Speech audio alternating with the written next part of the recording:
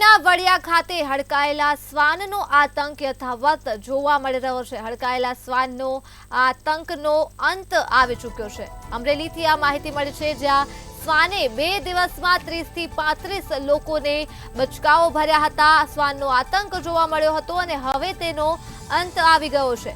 બાટવા દેવડી અમરનગર સુધી શ્વાને પોતાનો આતંક મચાવ્યો હતો, ત્યારે અમરનગર ગામે રસ્તામાં શ્વાનને માર્યાનો વિડીયો પણ સામે આવ્યો છે। વડિયા પંથકમાં હડકાયા શ્વાનને લઈ ભય ફેલાયો હતો, જેનો અંત આવી ચૂક્યો છે।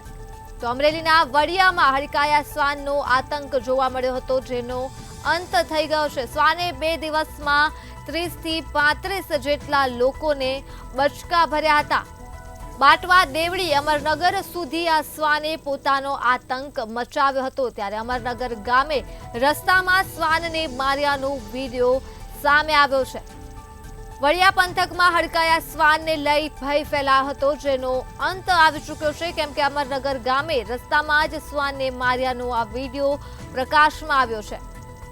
ત્યારે અમરેલી ખાતે આવેલ વડિયામાં હડકાયા શ્વાનના આતંક જોવા મળ્યો હતો, જેનો અંત આવી ગયો છે।